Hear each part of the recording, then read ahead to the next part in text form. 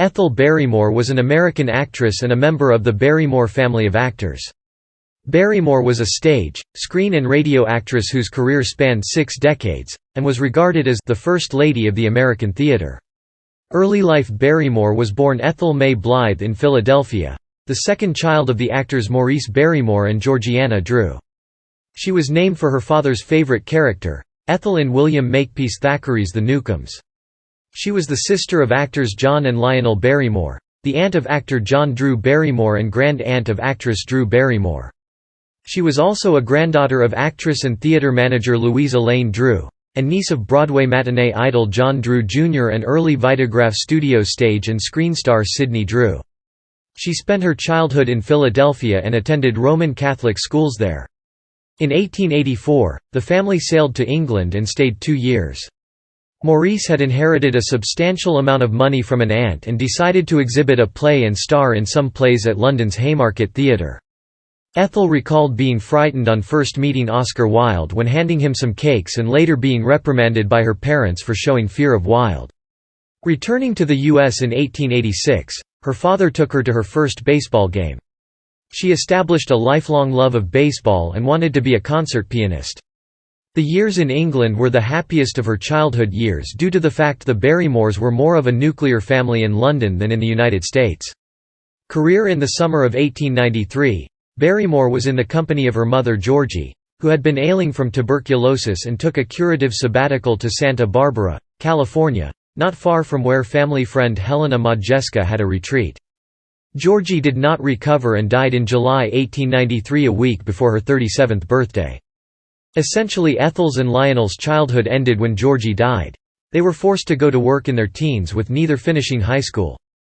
John, a few years younger, stayed with their grandmother and other relatives. Barrymore's first appearance on Broadway was in 1895, in a play called The Imprudent Young Couple which starred her uncle John Drew Jr. and Maude Adams. She appeared with Drew and Adams again in 1896 in Rosemary. In 1897 Ethel went with William Gillette to London to play Miss Kittredge in Gillette's Secret Service. She was about to return to the States with Gillette's troupe when Henry Irving and Ellen Terry offered her the role of Annette in The Bells. A full London tour was on and, before it was over, Ethel created, on New Year's Day 1898, Euphrosyne in Peter the Great at the Lyceum, the play having been written by Irving's son, Lawrence. Men everywhere were smitten with Ethel, most notably Winston Churchill, who asked her to marry him. Not wishing to be a politician's wife, she refused. Winston, years later, married Clementine Hosier, a ravishing beauty who looked very much like Ethel. Winston and Ethel remained friends until the end of her life. Their romance was their own little secret until his son let the cat out of the bag 63 years after it happened. After her season in London, Ethel returned to the U.S. Charles Frohman cast her first in Catherine and then as Stella de Grex in His Excellency the Governor. After that, Frohman finally gave Ethel the role that would make her a star, Madame Trentoni and Captain Jinks of the Horse Marines, which opened at the Garrick Theatre in London's West End on February 4, 1901. Unbeknownst to Ethel, her father Maurice had witnessed the performance as an audience member and walked up to his daughter, congratulated her and gave her a big hug. It was the first and only time he saw her on stage professionally. When the tour concluded in Boston in June, she had outdrawn 2 of the most prominent actresses of her day, Mrs. Patrick Campbell and Minnie Maddern Fiske. Following her triumph in Captain Jinks, Ethel gave sterling performances in many top-rate productions, and it was in Thomas Raceward's Sunday that she uttered what would be her most famous line, "That's all there is, there isn't any more." She portrayed Nora in A Doll's House by Ibsen, and Juliet in Romeo and Juliet by Shakespeare. Actors' Equity strike Barrymore, along with friend Marie Dressler, was a strong supporter of the Actors' Equity Association and had a high-profile role in the 1919 strike. AEA came into being primarily to allow performers to have a bigger share in the profits of stage productions and to provide benefit to elderly or infirm actors. Barrymore's involvement in AEA may have been motivated by the fate of both of her parents, both long-standing actors, her mother who had needed proper medical care and her father who required years of institutionalized care. Her support for the strike angered many producers and cost Barrymore her friendship with George M. Cohan, an actor, songwriter and producer. 1920 to 1930s. In 1926, She scored one of her greatest successes as the sophisticated spouse of a philandering husband in W. Somerset Maugham's comedy, The Constant Wife. She starred in Rasputin and the Empress, playing the Tsarina married to Tsar Nicholas. In July 1934, she starred in the play Laura Garnett, by Leslie and Sewell Stokes, at Dobbs Ferry, New York. After she became a stage star, she would often dismiss adoring audiences who kept demanding curtain calls by saying, "That's all there is. There isn't any more." This became a popular catchphrase in the 1920s and 1930s. Many references to it can be found in the media of the period, including the Laurel and Hardy 1933 film Sons of the Desert, and Arthur Train's 1930 Wall Street, crash novel Paper Profits. It is sometimes recalled on modern-day radio stations annually every August 15 when Ethel's birthday is mentioned. Barrymore was a baseball and boxing fan. Her admiration for boxing ended when she witnessed the brutality of the July 4, 1919, Dempsey-Willard fight in which Dempsey broke Willard's jaw and knocked out several of his teeth. Ethel vowed never to attend another boxing match, though she would later watch boxing on television.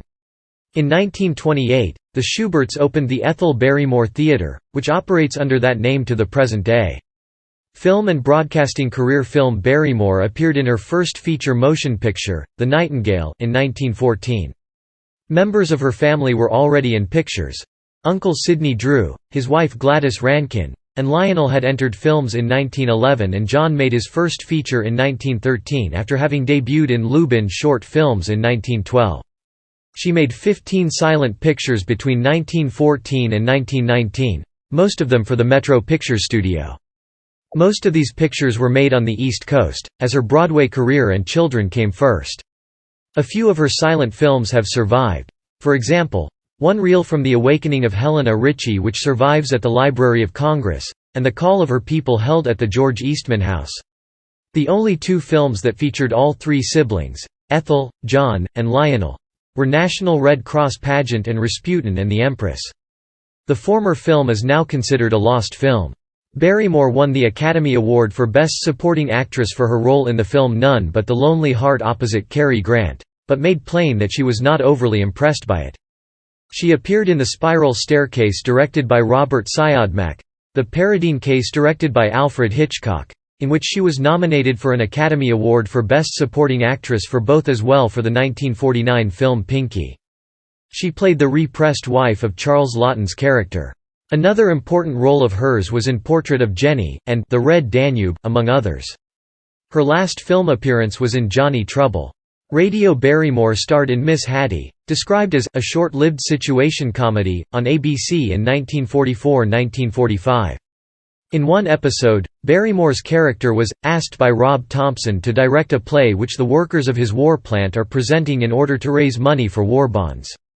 Television. Barrymore also made a number of television appearances in the 1950s, including one memorable encounter with comedian Jimmy Durante on NBC's All-Star Review on December 1, 1951, which is preserved on a kinescope.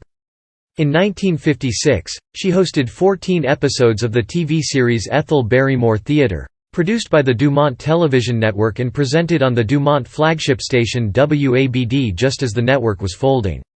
Unfortunately, none of the episodes were preserved on kinescope. A 1952 appearance on What's My Line? Survives, however, in addition to several radio broadcasts. Popular culture. In the romantic time travel film Somewhere in Time, a photo of Barrymore wearing nun's habit from her 1928 play The Kingdom of God can be seen. Christopher Reeve plays a journalist rummaging through old theater albums at a large Michigan hotel. He uncovers the photos of Barrymore in the play and childhood photos of actresses Blanche Ring and Rose Stahl. Private life. Winston Churchill was among Barrymore's many new friends in England. Churchill reportedly proposed to her in 1900. Barrymore mentions no such thing in her autobiography, though she includes a photograph of herself and Churchill on the lawn at Blenheim Palace in 1899. While touring in England at age 19, she had been rumoured to be engaged to the Duke of Manchester, actor Gerald du Maurier, writer Richard Harding Davis and Churchill. Upon her engagement to Lawrence Irving, son of Sir Henry Irving, an old friend of Mrs. John Drew, she cabled her father Maurice, who responded with a cable, "Congratulations."